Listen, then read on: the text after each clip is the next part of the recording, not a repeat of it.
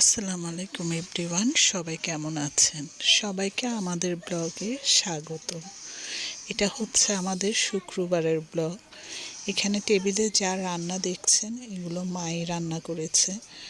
মা বাবা থাকলে আসলে পৃথিবীটা অনেক সুন্দর। সে মা বাবা ধনী হোক, গরিব হোক, মধ্যবিত্ত হোক, মা বাবাই।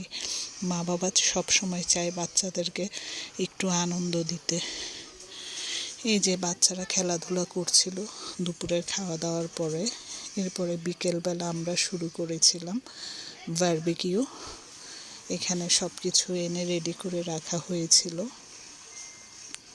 আমরা বারবিকিউটা শুরু করেছিলাম সন্ধ্যা 7টা থেকে। একটু দেরি করে ফেলেছিলাম আমরা। আসলে এটা মেখে রাখার দরকার ছিল আমাদের আসরের পরে। আমরা গল্পগুজব করতে করতে এখানে দেরি হয়ে গেছে। বাবার বাড়িতে আসলে সময়গুলো খুব দ্রুত চলে যায়। এটা আসলে সবার সাথেই হয়, শুধু আমাদের সাথে বলে না। আমরা যেহেতু 2 বোন, আমরা অনেক দিন পর পর দেখা হয়। আমার আপু গাজীপুর থাকে, সে বছরে 1বার থেকে 2বারই আসে, বেশি আসে না সে, কারণ বাচ্চারা পড়ালেখা করে, তাই তার আসাটা একটু কম হয় এখন।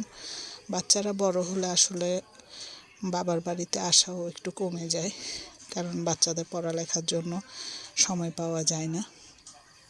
এইখানে আমার একটা ছোট ভাই আবির, ও এগুলো সব অ্যারেঞ্জমেন্ট করেছিল, ও এগুলো সব রেডি করছিল।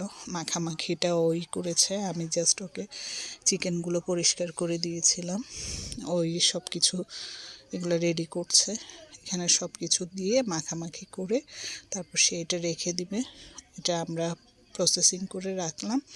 আমাদের বারবিকিউটা শুরু হবে 8:30 থেকে 9টার মধ্যে। আমাদের প্ল্যানিং এটাই ছিল, কিন্তু আমাদের আগুনটা ধরাতে অনেক লেট হয়ে গিয়েছিল। প্রায় 1 ঘন্টার মতো সময় লেগেছিল, কারণ কয়লাটা আমাদের ভালো পড়েনি।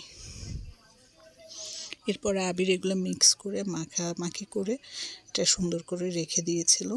এই যে দেখেন, মাখাটা এত সুন্দর হয়েছিল, মাশাআল্লাহ, খেতেও খুব মজা হয়েছিল। তারপরে আমরা এটা রেখে আবার গল্পগুজব করলাম, একটু চা খেলাম। এই ছিল আমাদের সারাদিনের আড্ডা। তারপরে এটা যখন রাখা হলো, তার ফাঁকে যেয়ে আয়াতায়নের আব্বু আর আবির পরোটাও নিয়ে এসেছিল।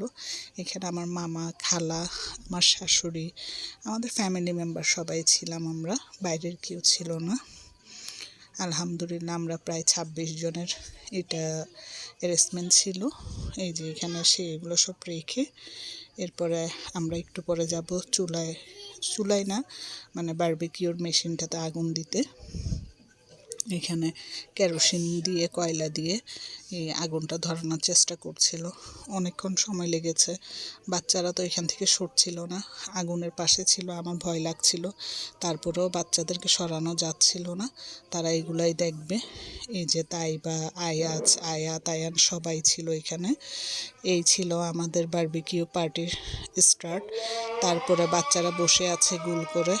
তারপরে এগুলো হতে হতে প্রায় 10টা, 10:30 বেজে গিয়েছিল। আলহামদুলিল্লাহ সবাই অনেক আনন্দ করে খেয়েছে, সবাই অনেক মজা করেছে। সবাই আমাদের জন্য দোয়া করবেন, আমাদেরকে সাপোর্ট করবেন, আমাদেরকে ভালোবাসা যেভাবে দিয়ে যাচ্ছেন এভাবেই দিয়ে যাবেন।